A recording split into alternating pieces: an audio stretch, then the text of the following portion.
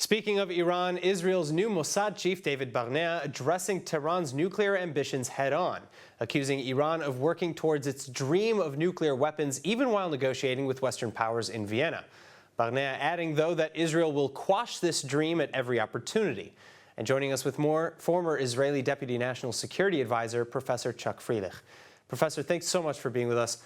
What can you tell us about the new Mossad head, David Barnea, and in particular, what can you tell us about him with respect to his approach to Iran? Well, he is a highly decorated and highly regarded intelligence operative and intelligence leader. Now, the approach that he's taking, I mean, there was nothing new in the statement yesterday. We know that Iran has been working at the nuclear program for many years now, for about 30 to be precise. And they continued to do so, of course, during the nuclear negotiations that led up to the deal in 2015, and then since the U.S. withdrew since 2018. That's not where the changes are.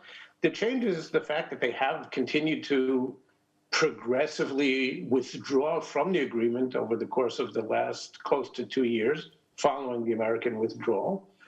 The real question is where we go forward today. And here there is a significant divergence of opinion. Mr. Barnea is taking the kind of position which is similar to the prime minister's, which is that the agreement or the possibility of the United States rejoining the old agreement would be an error. Of course, Israel will do what it has to do if and when the time comes. We may have to take extreme measures and act militarily if necessary.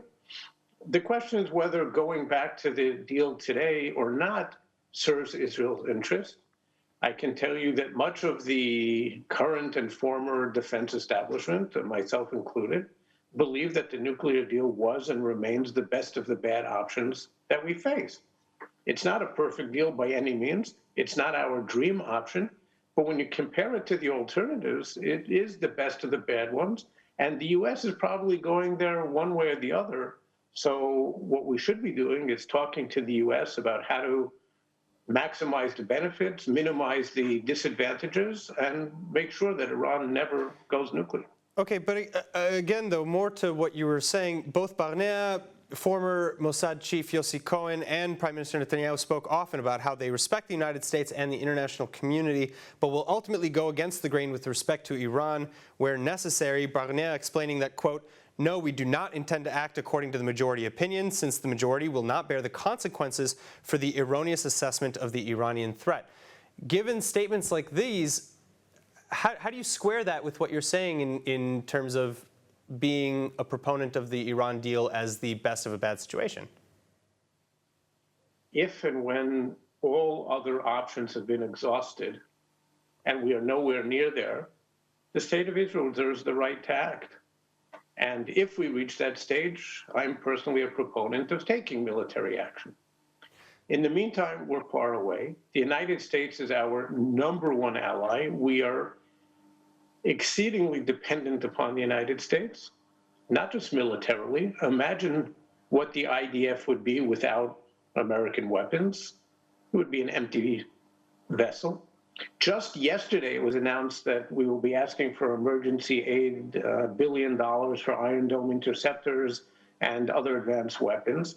Had it not been for the United States, we would have been subject to comprehensive sanctions in the Security Council time and again in recent decades, including just over a week ago during the recent fighting. We need the United States very, very, very much.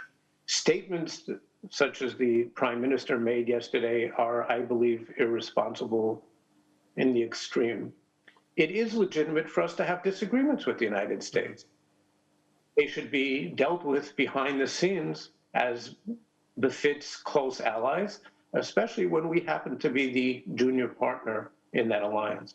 So my final question is, because Iran is blocking UN checkups at practically every turn, nuclear sites, they're enriching way beyond civilian use purity, and they're refusing to answer questions over uranium discovered at least 3 undeclared locations.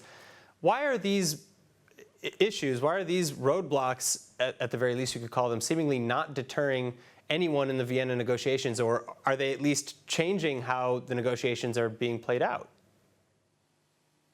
Well, first of all, the undeclared sites are in regard, at least mostly, to activity that took place in the early 2000s. It's not about current activity. We know what they're doing now, and they are in violation of the deal, significant violation.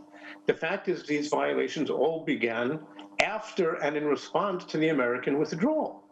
Iran was considerably further away from a nuclear capability. They were at least a year away when the deal was in effect, and it's now maybe 3 months away from a few bombs, maybe 3 bombs.